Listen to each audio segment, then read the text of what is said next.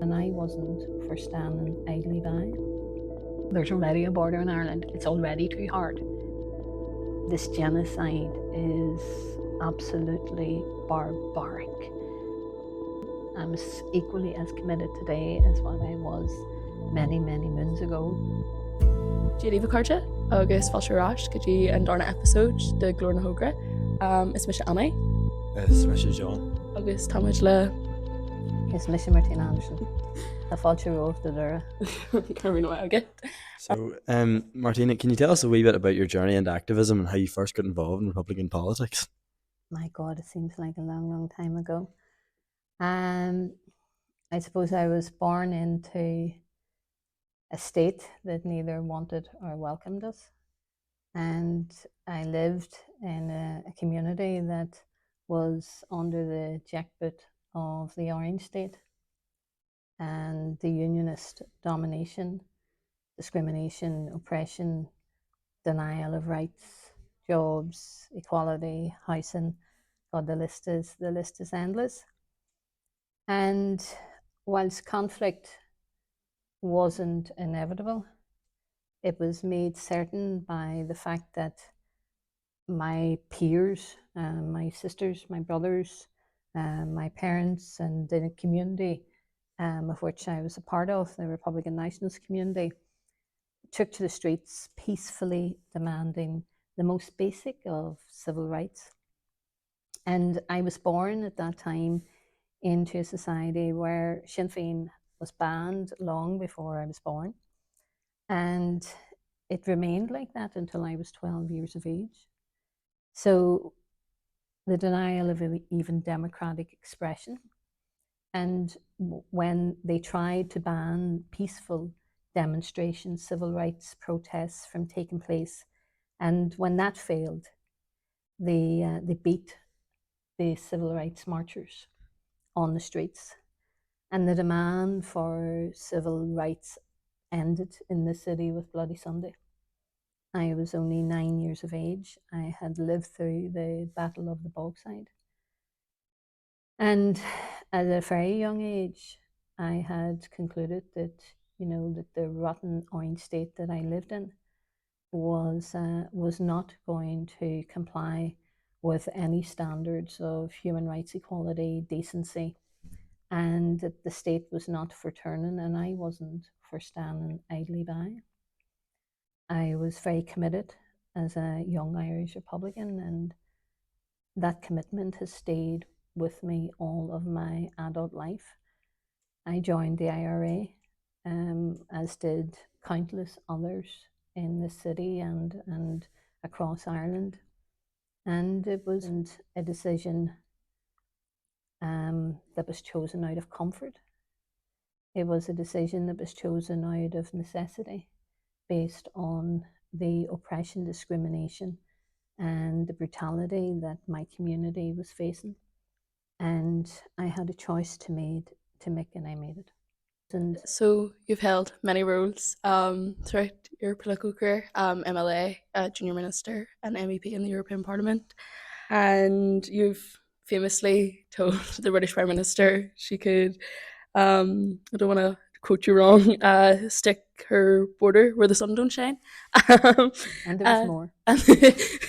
And what led to that moment? Like, was it planned, or was it just like in the heat of the moment? Like, how, Well, the comments that evening were raw and they were real, and they were born out of frustration when I was looking at the arrogance of the British establishment, but also born out of concern, because I had assessed and had our team that in the European Parliament, and led by comments by Enda Kenny, who had been the Taoiseach of the time, that the Parliament, the Council, the Commission were all looking at Scotland.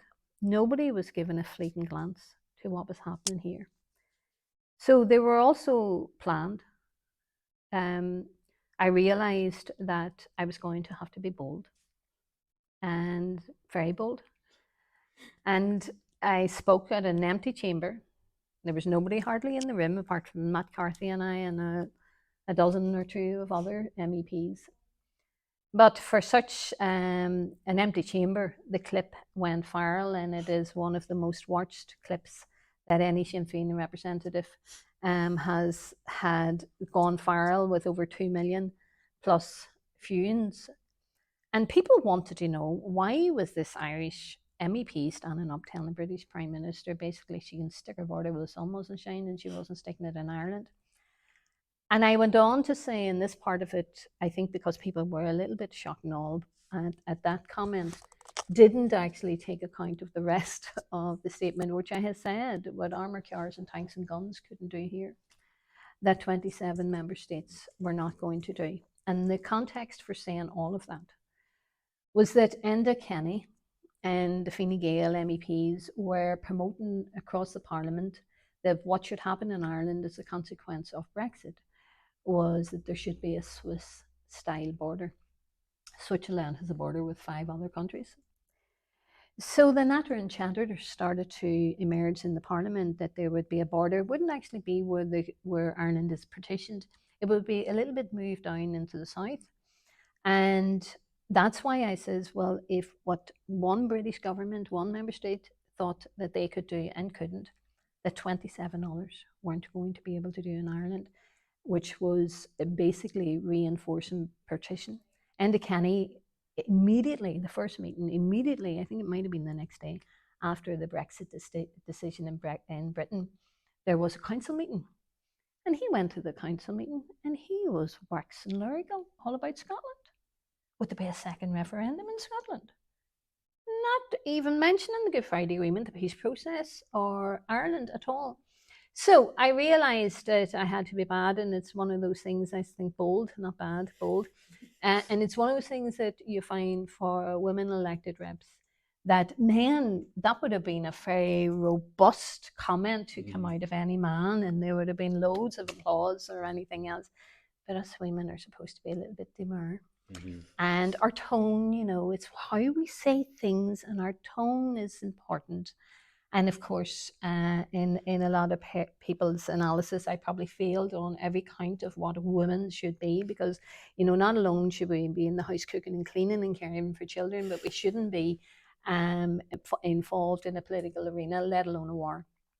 So you had all of those other things to deal with, but I was the lead person of the Sinn Féin delegation. We had to do something, and it certainly did get attention, because for the next 4 days in Strasbourg, Matt Carthy and I could not cope with the bids that were coming in from Spain, from Italy, from Germany, from Portugal, from all across Europe, all wanting to know what was this Irish MEP going on about. So we got to explain the Good Friday Agreement, the implications of Brexit, what a border in Ireland would be, the reinforcement of partition. Of course, Theresa May was running around, and so were those in Westminster saying, sure, look, we'll just reinforce, you know, we'll bring the border back, as if that was going to be acceptable. So we had to explain the context of our peace and political process. And if it hadn't been for that moment, and if it hadn't been for the work that was done by the Irish MEPs and the team in the European Parliament, we could potentially be dealing with a very different scenario here in Ireland than what we are at the moment, because the trajectory at that time was going towards reinforcing partition through a Swiss-style border that Enda Kenny was, or what the Theresa May and her Lachicos wanted to do, which was to bring back the border in Ireland. Of course, we were very clear in the European Parliament, there's already a border in Ireland, it's already too hard, and we were not going to stand idly by and watch the hardening of that border. Great, thank you. You're also obviously from Derry, and you had a close working relationship with Martin McGuinness. Can you just tell us a wee bit about what it was like working with him professionally, as comrades, and in the movement, and as friend as well? God, he's a giant of a man. We just had the Chieftain's Walk there on Sunday, and I must say the hundreds that are still registering and to do that walk is a testament to what he was thought of by many across the movement. I lived, as you know, I've been reared and born in this city, and during the Battle of the Bogside, Martin was the man. that we believed as children. Martin was about 10 years or so older than I, and he was someone, when I was about 7, 8, and 9, Martin was in his 20s, early 20s, and he was always on the street, and he would have been defending our community, and we felt a lot safer when Martin McGuinness was around him. So I had grown up knowing of and then getting to know Martin on a very personal level. When I went on the run, I was only 18 years of age when I had been arrested in Armagh and got bail, and then went on the run, and I was in Buncrana, and Martin's mommy was from the alleys in Donegal.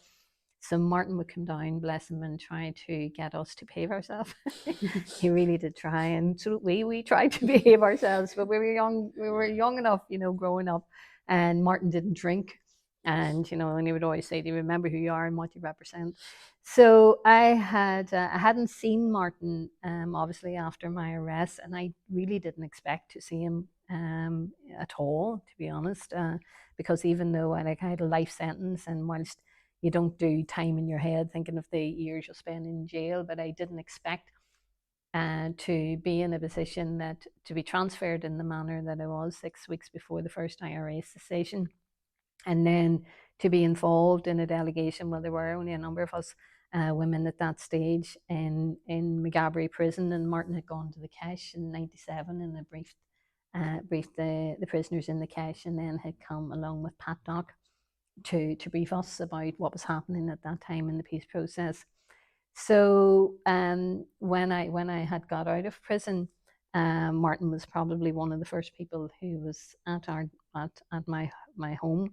He was the first person nearly to arrive at the home when I was arrested in England, to give my mother solidarity and comfort and support, and let her know that that there would be a movement of people that would be there taking care of us. And of course, for my mother, being arrested in England was much worse than being arrested here. But Martin was very close to our family, as he had been to lots of prisoners' families. How the man had time and made the time that he did for our parents is a remarkable sort of achievement that he did, and he gave them all a lot of comfort. So I had been working here in the city, and then I was working in Stormont as I ended up sort of being junior in the administration. When Martin became minister, health minister was Barbara, and Martin became education minister, and I had worked with them just as from the Sinn Féin perspective, because we were trying to balance the policies of the party with some decisions that were taken, or whatever, managing sometimes the contradictions and tensions that would arose at that. When I was asked to stand as an MLA in 2007 to replace Mitchell McLaughlin, I had no intentions of being an elected rep. I loved the work that I was doing. One stage I was the All Ireland coordinator, and I loved that position, and I was then appointed as coordinator for unionist engagement. For some of them, that was a little bit shocking, because they didn't want to engage with any Republican, let alone someone with the history and all of that I was proudly carrying with me. So, but we did make some degree of progress. But anyway, I became an MLA, and I was on the policing board in 2007, and then I got re-elected in 2011, and Martin knocked at the door and asked me to be his junior minister. I was looking at him going, how am I going to keep up with this man? Because he's very fast pace, of walking, but he was also the same mentally and physically. And I was going, Christ, I'll never be able to keep up with him. And it's, here we are in the middle of where we are at this moment in time, for yourselves and all the chatter that's going on the presidential election.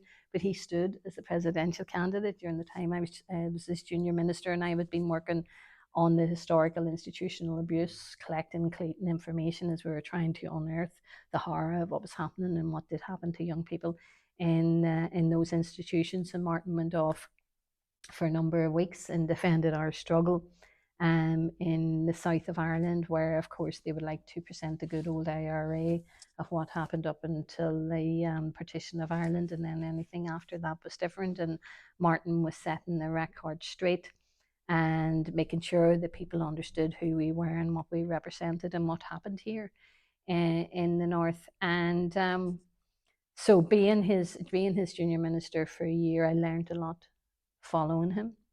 He was very witty. He laughed away at his own jokes.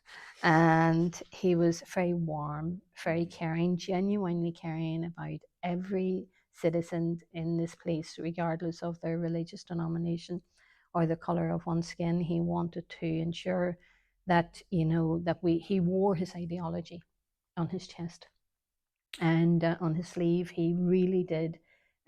He personified republicanism and the Republican ideology, and it was a privilege to learn as I did from him. He was a friend.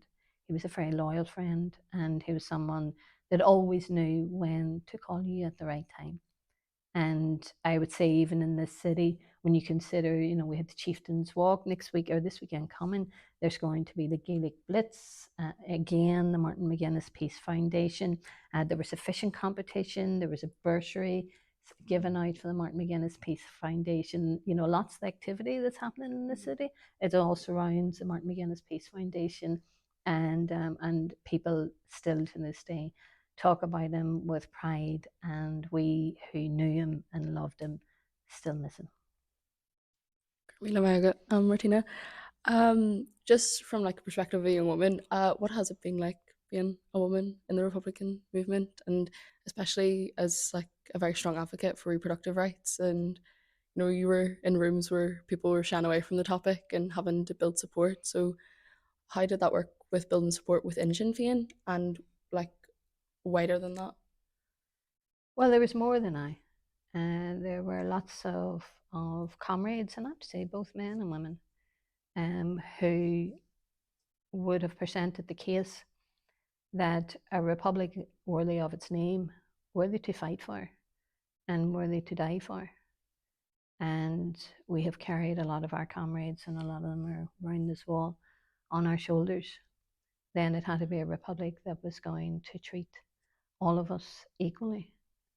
And the relentlessness, I think, within the Republican movement, mainly driven by women, but not only by women. And there were some very good, solid comrades who realised that some of the positions that we were taking as Irish Republicans didn't sit easy with us. I remember in the European Parliament, when there was a resolution going through, and it was led by female MEPs, and they were trying to drive, ensure that reproductive rights would be afforded to women across Europe. And at that stage, our party position wasn't as progressive as what it is now, and I couldn't vote for it. And I remember being extremely embarrassed and hurt, and feeling that I had let women down. But I also, as an elected rep, had to comply with the party policy, and I fully respect the democratic decision that's made at our Ardashin by the membership of our party. And therefore it had been decided that the party policy was what it was, and we weren't as advanced in our thinking and our support for reproductive rights, so I had to comply with it. So it can be tough, and it's always tough for someone who is trying to present a case that isn't popular, that isn't the thinking of whether it is groupthink or the majority in a room. But I've always felt that I had arrived at a stage in my life when I had to speak truth to power, whether that was within our movement, whether it was within society, and what I believed to be a right approach. And sometimes that doesn't make you flavour of the month. But when you know you're doing the right thing, then there's nothing worse than leaving a meeting knowing that you didn't make a contribution, and that you allowed a situation to continue, and you allowed a position to be adopted that was not in line with your thinking. So it hasn't been easy. I don't think it's still. I think it's still challenging for some women too. Thankfully, we are in a better place than what we were back then. But at the same time, I think the issue of women and how we are perceived in society is the same. Like you can see on Facebook, like, and they'll ridicule women about how they look, what they wear, how they speak, and all the things that as an elected representative or a man will not have to contend with. So you have to be a little bit thick-skinned and to be able to say, well, so long as what Bobby taught us all, the thought that says you're right, and therefore, so long as you never, and I would say this to young people, don't sit in a space and allow people to define whatever the issue is if you do not believe that they are taken. Have your say. If people are going in the wrong trajectory, or you don't believe in the trajectory they're going, at least find your space and your place to have your say, and make sure that you don't leave the room annoyed and frustrated and wish that you had have felt, whether it is that you had the confidence or that you would have put the case forward if only you could and you didn't. And there's nobody to blame in that situation really but ourselves. So, Martina, you've been a long-time supporter of Palestinian rights and international solidarity, having campaigned for decades. What advice would you give to young people today on using their voices to take action against the genocide happening there? God, it's well hard to talk about Palestine without your heart crushing. I think like it's all, I'm even getting it, looking at the TV or looking at, we watch Al Jazeera a lot about what's happening in Palestine rather than the BBC or RTE. Looking in, your social media every minute of every hour of every day to watch a genocide unfolding, and nothing, the international community not doing a lot. Okay, yesterday the UN came out with their report, not before bloody time. And I say to young people, don't underestimate your power. Don't underestimate your voice. Speak out. Use your voice. Your feet on the streets, your solidarity, your challenging those who, and I know in social media, I would say to people, look, okay, keyboard warriors or whatever, our challenges in social media is right to do in terms of particularly with the far right and bots and whatever. But you have so much more that you can do. Palestine is the defining struggle of our time, just as Ireland was during our generation, and we needed international solidarity, and the Palestinians need international solidarity. And I would just plead with young people to get as active as they can, to mobilize, to organize, to get to the streets, to engage, to reach out and on an international stage. This genocide is absolutely barbaric, and they try to silence us. They try to silence all of us. Globally, there's a global attempt to silence us, and the accusation of anti-Semitism, and for those that don't differentiate between Judaism and Zionism, and of course we do, and they try to, so that global silencing is trying to take place. There needs to be global resistance and global solidarity, and just as Lynn Boylan and other Sinn Féin representatives and many, many others from Ireland and elsewhere are on flotillas at the moment trying to break the siege. We need to make sure that we follow them, that we send solidarity messages to them, that we're trying to protect them, that we challenge the governments, local, regionally, nationally, about their positions. But I would say, like anyone with any kind of humanity in their being, that I feel so helpless and so useless at this moment in time, and I would love to be able to do much more than I'm seemingly able to do. As Sinn Féin's representative to Europe, you've spoke with many different leaders across the continent about the topic of Irish unity. How do you think young people play an active role in reshaping, the future of Ireland as opposed to just inheriting it? I have bad news for you. You're not inheriting it. It's not a foregone conclusion. And yous aren't the future. Use of the now, use of the present, and use of the people that have to make it happen. You know, all these people that are around these walls, all the IRA volunteers and many others who have fought and died and give up their young lives for you all to have a better future, is that I asked you, don't make a mess of it, you know, and you have got a duty and a responsibility, and it's a heavy responsibility. I know it's been passed up on you. So you aren't going to inherit it.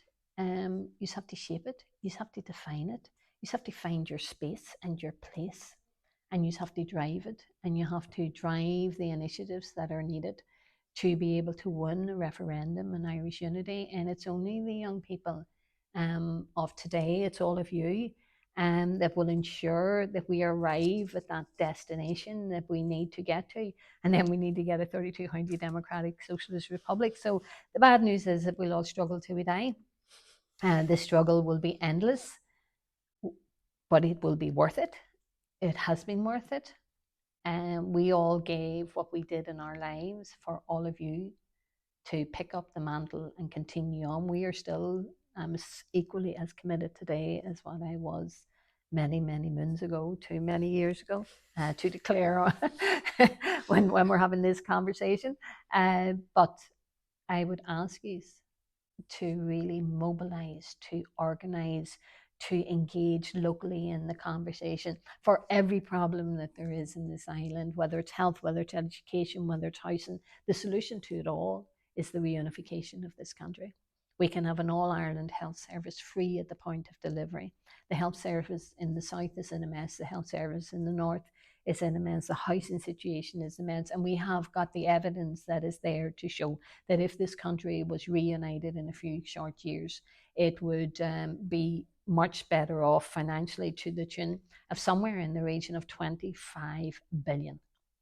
Now, there is our health service free at the point of delivery. There is the ability to build more social housing. And in the south of Ireland, which has got a revenue like they have at the moment, but we have to ensure that people in the south of Ireland, like the conversation that is taking place in the north, and you're hearing it. You're hearing from clergy, you're from universities, from scholars, from professors, from all sorts of people, from businesses, from all sorts of walks of life. People are advocating to get out of the place that we're in terms of the British establishment and all that this is doing, and we can have a brighter and better future. But you're not inheriting it. It's not a foregone conclusion, but it's only going to happen by people like you getting up and at it. And thankfully, you don't have to lose your life from it. This is a generation of people. You are the generation of people that had what Bobby Sands didn't have. You can reunite this country peacefully and democratically. And that's a gift in itself. And I'm hoping that you don't mess it up. No pressure. Martina, as a councillor, and you?